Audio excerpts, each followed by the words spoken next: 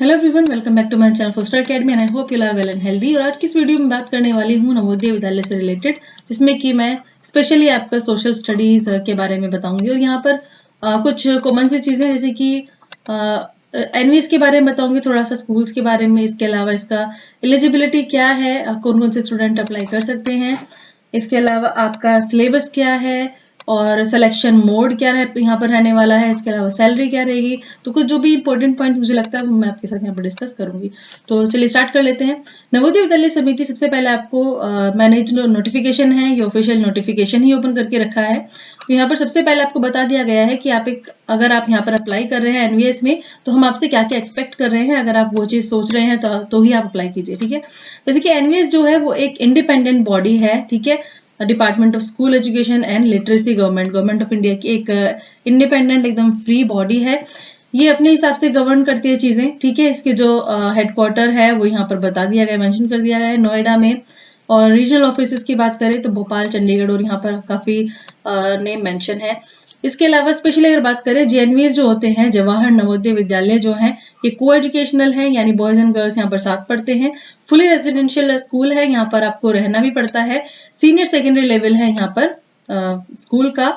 और ये मेनली कहाँ पर आपको मिलेंगे, रूरल एरिया में, यानी आपको गांव वाले एरिया में मिलेंगे, ये शहर वाले एरिया में नहीं है। JNVs being a fully residential institutions, क्योंकि जेएनवीएस जो है वो रहना वहां पे रहा भी जाता है, तो यहाँ पर जो टीचर अप्लाई करेंगे उनसे एक्सपेक्ट किया जाएगा कि वो अपनी एकदम ड्यूटी, उनको 24 आवर ड्यूटी समझ लो उनको करनी आनी चाहिए। उनको काफी सारी ड्यूटीज दी जाएंगी, ठीक है। और एडिशनल नॉर्मल टीचिंग के अलावा, मतलब जो उनको स्कूल में जो उनकी पोस्ट होगी उसकी टीचिंग तो उनको करनी ही है, टीचिंग ड्यूटीज आपकी होंगी ही, साथ में इसके अलावा आपको अदर ड्यूटीज भी परफॉर्म करनी पड़ेंगी, जैसे कि आपको schooling like house mastership, remedial and supervisory studies, organisation of cocurricular activities, ठीक है।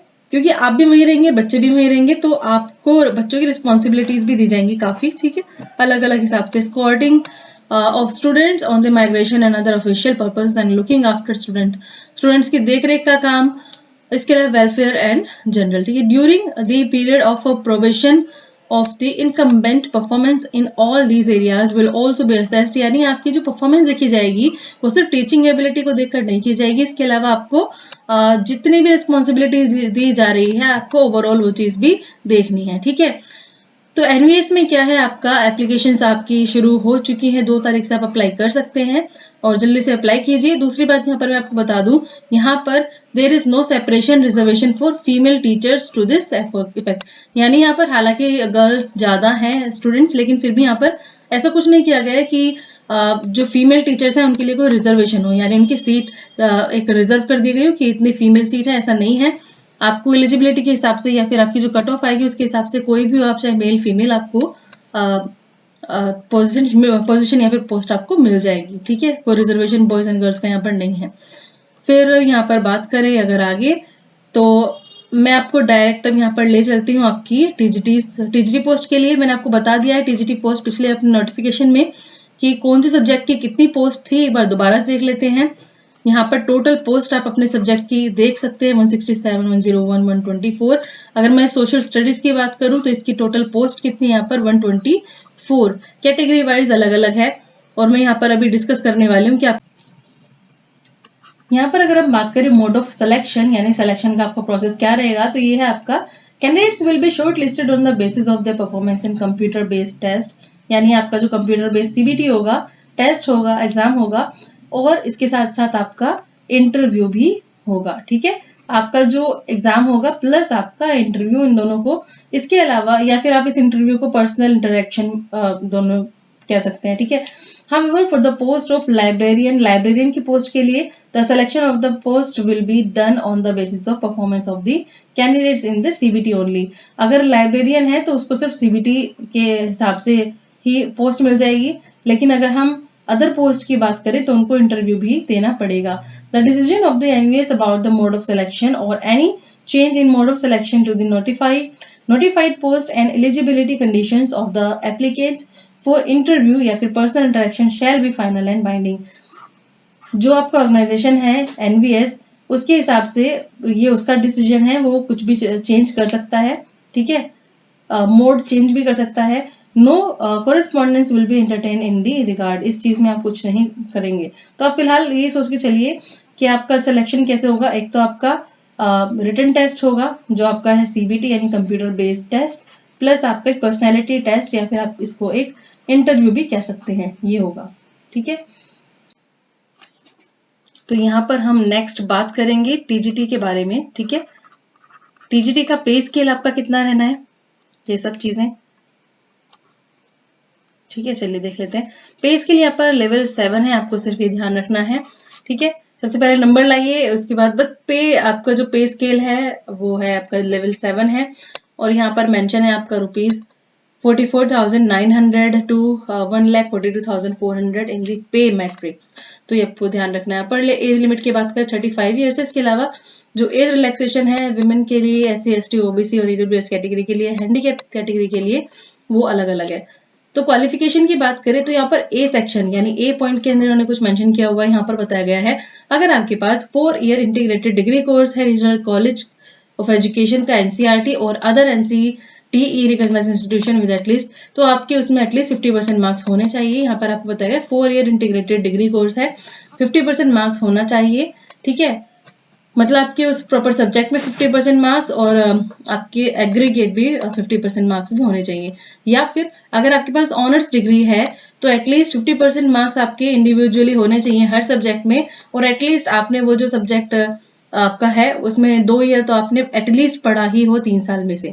उसके बाद यहाँ पर अगर हम बैचलर डिग्री की बात करें, यहाँ पे ऑनर्स की बात की थी, यहाँ पर बैचलर डिग्री की बात कर रहे हैं कि आपके पास अगर आपके पास सिर्फ बैचलर डिग्री है किसी यूनिवर्सिटी से, तो आपके क्या है उस कंसर्न सब्जेक्ट में 50% मार्क्स होने चाहिए और ओवरऑल भी आपके 50% मार्क्स होने चाहिए। इसके अलावा जो कैंडिडेट है उसका सब्जेक्ट है वो उसने 3 साल पढ़ा हुआ हो। इसके अलावा जो कंडीशंस है वो सब्जेक्ट वाइज अलग अलग है, उनको भी हम देख। यहाँ पर अगर मैं बात करूँ टीजीटी सोशल साइंस की, तो हम जल्दी से देख लेते हैं कंडीशंस। ठीक है, पॉइंट नंबर 1 है ये है पॉइंट नंबर 2 और ये है आपका पॉइंट नंबर 3। तो सबसे पहले पॉइंट नंबर 1 के अंदर क्या क्या मेंशन किया गया है आप वो देख लीजिए। बहुत ही सिंपल सी बात है, यहाँ पर आपको बोला गया है कि जो भी सब्जेक्ट आप अप्लाई कर रहे हैं, ठीक है, वो आपके सब्जेक्ट कॉम्बिनेशन आपका बनना चाहिए। ठीक है, टीजीटी सोशल साइंस में आपका सब्जेक्ट कॉम्बिनेशन बनना चाहिए, और कॉम्बिनेशन किस चीज का है, पहले है point A and then B। यानी आपका एक बात समझ लीजिए, आपका हिस्ट्री या फिर आपका ज्योग्राफी तो जरूर ही होना चाहिए आपके कॉम्बिनेशन के अंदर। पहली बात कि हिस्ट्री या ज्योग्राफी इन दोनों में से कोई एक सब्जेक्ट, इन दोनों में से कोई एक सब्जेक्ट तो आपके कॉम्बिनेशन में जरूर होना चाहिए।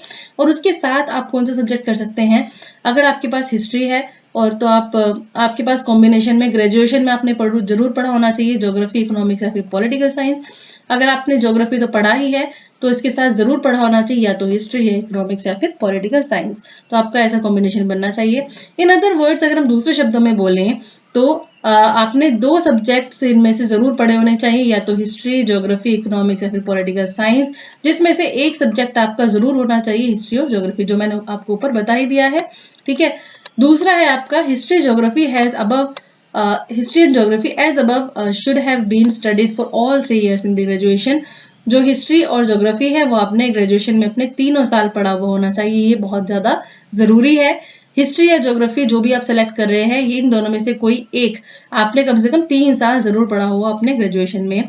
इसके अलावा ऑनर्स की अगर हम बात करें, ऑनर्स या तो आपने ऑनर्स हिस्ट्री में किया हुआ, हिस्ट्री ऑनर्स है, या फिर आपने ऑनर्स किया हुआ है ज्योग्राफी में। यहाँ पर भी ये पॉइंट बहुत जरूरी है देखना। ऑनर्स अगर आपने किया हिस्ट्री में या फिर ऑनर्स अगर आपने किया ज्योग्राफी में, तो दोनों के साथ क्या सिचुएशन अप्लाई होती है कि आपने जो बचे हुए 3 सब्जेक्ट हैं, ठीक है, उनमें से जो आपका कॉम्बिनेशन वाला सब्जेक्ट है वो 2 साल तो जरूर पढ़ा होना चाहिए।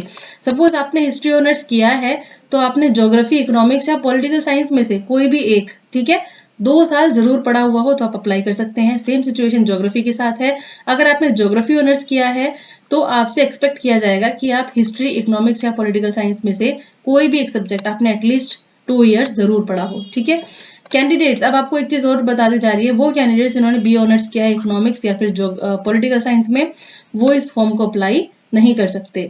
अगर आपने इकोनॉमिक्स ऑनर्स किया है या फिर पॉलिटिकल साइंस ऑनर्स किया है तो आप इस पोस्ट के लिए एलिजिबल नहीं है। आई थिंक आपको क्लियर हो गया होगा।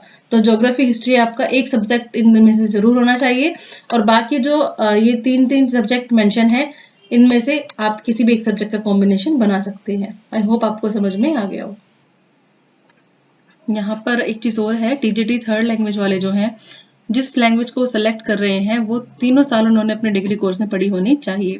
नेक्स्ट है इंपॉर्टेंट नोट में कि जो 50% मार्क्स हैं वो उनके डिग्री कोर्स में प्रॉपर कुल मिला के 50% मार्क्स बनने चाहिए, ठीक है, पूरे डिग्री कोर्स में, ये चीज है। नेक्स्ट है the condition of at least 50% marks in concern subject, कि जो सब्जेक्ट आपने अप्लाई किया है उस सब्जेक्ट में आपके 50% मार्क्स बनने चाहिए, और in aggregated each of this subject essential for post, यानी हर एक सब्जेक्ट में आपके 50% मार्क्स बनने चाहिए, ठीक है। मतलब आपका ये आ जाता है, आपको किसी भी कंडीशन में आपके पास 50% मार्क्स होने चाहिए, ये इंपॉर्टेंट है। एंड फॉर ऑल टीजीटीज ये इंपॉर्टेंट नोटिस है यहाँ पर कि पास सीटेट, आपका सीटेट क्लियर होना चाहिए, ठीक है, और बीएड डिग्री है। फिर है टीचिंग आपको पता होना चाहिए इंग्लिश या हिंदी लैंग्वेज में, ठीक है। तो ये चीजें हैं। इसके अलावा डिजायरेबल क्वालिफिकेशन में क्या है कि वर्क एक्सपीरियंस होना चाहिए, अगर आपका रेजिडेंशियल स्कूल में पढ़ाने का एक्सपीरियंस है। इसके अलावा नॉलेज ऑफ कंप्यूटर एप्लीकेशन होनी चाहिए। अच्छा, टीजीटी के पोस्ट के लिए आपको क्या क्या किस तरीके से पढ़ना है। For the post of TGT and miscellaneous teachers, इनके लिए क्या है आपका पार्ट 1 है, यानी आपके जो टोटल पार्ट है वो रहने वाले हैं 6। पार्ट 1 है आपका जनरल अवेयरनेस है, जिसमें 10 क्वेश्चन होंगे, 10 ही नंबर होंगे, ठीक है। आपको जो टाइम दिया गया है वो आपका 3 आवर्स, यानी 3 घंटे का आपके पास टाइम होगा। तो पार्ट 1 में है जनरल अवेयरनेस, सेकंड पार्ट में है रीजनिंग एबिलिटी, जिसमें भी 10 क्वेश्चन है, 10 नंबर है। फिर है थर्ड पार्ट आपका आईसीटी की नॉलेज होनी चाहिए कंप्यूटर की आपको, ठीक है, 10 नंबर का ही है, ये 10 ही क्वेश्चन है। टीचिंग एप्टीट्यूड होगा आपका, ये भी 10 नंबर का होगा, और आपके 10 क्वेश्चन होंगे 10 नंबर के। फिर है आपका डोमेन नॉलेज, ये आपका जो 5th पार्ट है ये आपका कंसर्न सब्जेक्ट से होगा, यानी जिस सब्जेक्ट से आपने अप्लाई किया है। जिसमें कि पॉइंट्स देख लेते हैं कुछ। पहला पॉइंट है सब्जेक्ट स्पेसिफाइड सिलेबस, यानी आपका जो सब्जेक्ट के हिसाब से सिलेबस है, ठीक है, उसमें जो लेवल होगा आपका वो होगा ग्रेजुएशन लेवल, डिफिकल्टी लेवल उसका क्या होगा, graduation level. Understanding of critical and creative teaching based question होंगे आपके, ठीक है। इसके अलावा experimental activity based pedagogy and case, यानी आपकी पेडागोजी भी आएगी, केस स्टडी अबाउट क्वेश्चंस, ठीक है। एनईपी पढ़ना है आपको जरूर, ये भी मेंशन कर दिया गया आपको, एनईपी 2020 में से भी क्वेश्चंस आने हैं, ठीक है। ये वाला सिर्फ पीटीज के लिए है, E section. Khelo India and fit India ये फिजिकल एजुकेशन टीचर्स के लिए, ये आपके लिए नहीं है, ठीक है। तो यहाँ पर आपको बता दिया गया है, ये आपका 4th पार्ट तक सेम होगा सभी पोस्ट के लिए, टीजीटीज के लिए 4th तक सभी टीजीटीज का सेम सिलेबस है। 5th में क्या है, 5th पार्ट में आपको अपने अपने सब्जेक्ट के हिसाब से प्रिपेयर करना है, जिसमें कि आपके नंबर ऑफ क्वेश्चंस होंगे 80, और आपके यहाँ पे टोटल मार्क्स भी होंगे 80, ठीक है। फिर है आपका यहाँ पे ड्यूरेशन ऑफ द टेस्ट बोला गया है, 3 घंटे आपका duration, will be 3 hours duration without any time limit for each part of the test individually. चलिए नेक्स्ट आपको देख लेते हैं क्या है। टोटल है आपके यहाँ पर 120 क्वेश्चंस और 120 आपके मार्क्स। अब लैंग्वेज पार्ट 6 की अगर बात करें तो यहाँ पे 30 क्वेश्चंस और ऐड किए गए हैं, जिसमें कि आपको लैंग्वेज डिसाइड करनी पड़ेगी, जिसमें आपकी होगी general Hindi, general English and regional language आपकी 10 नंबर की, ठीक है। The part is qualified in the nature only with minimum 40% marks आपके हर एक पार्ट में होने चाहिए, तभी जाकर आपको क्या होगा, आगे आपका प्रोसेस ये आगे बढ़ेगा। लैंग्वेज देखी जाएगी आपकी general Hindi, general English and जो रीजनल लैंग्वेज है वो भी 10 नंबर की होगी हर सब्जेक्ट में, ठीक है। This part is qualifying in nature only with minimum 40% marks, ठीक है। आपको 40% मार्क्स लाने हैं इस पार्ट में। मार्क्स इन ईच लैंग्वेज, यानी आपकी जो जो भी आपने लैंग्वेज टीम सेलेक्ट करी है उनमें आपके हर किसी लैंग्वेज में 40% मार्क्स जरूर आने चाहिए। पार्ट 1 टू पार्ट 5, यानी पार्ट 1 से लेके पार्ट 5 जो है आपने जो टेस्ट दिया है वो सिर्फ उसी कंडीशन में इवेल्युएट होगा, तभी उसको चेक किया जाएगा। If he she fails to attain qualifying marks in part 6, अगर इवेल्युएट नहीं होगा आपका ये वाला, अगर आपका 6th पार्ट में आप फेल हो जाते हैं, मतलब आप उसको क्वालिफाइंग मार्क्स नहीं ला पाते, तो आपका ये पार्ट भी इवेल्युएट नहीं किया जाएगा, ठीक है। पार्ट 1 to 5 भी इवेल्युएट नहीं होगा, ठीक है। For all subject of TGTs and miscellaneous categories या teachers, miscellaneous teachers, part 1 to 5 will be common, 1 to 4 common होगा, 1 से लेके 4 पार्ट तक कॉमन होगा, और 5th पार्ट है आपका क्या, सब्जेक्ट स्पेसिफिक, हर किसी का अलग अलग है। Students in Jawahar Navodaya Vidyalaya art और उनको पढ़ाए जाते हैं, जो मीडियम होगा इंस्ट्रक्शन का वो रीजनल और मदर टंग होगा, और यहाँ पर आपको 19 लैंग्वेजेस दी गई हैं, ठीक है। तो इन लैंग्वेजेस में से भी एक लैंग्वेज आपको सेलेक्ट करनी है। Every candidate has to opt one language out of the, आपको जो 19 लैंग्वेजेस दी गई है इनमें से एक लैंग्वेज आपको जरूर ऑप्ट करनी है, ठीक है, as a mother tongue. However, the standard of English and Hindi for those who are opting one of these two languages as a regional language, mother tongue also will be higher than the standards as that of General English and General Hindi.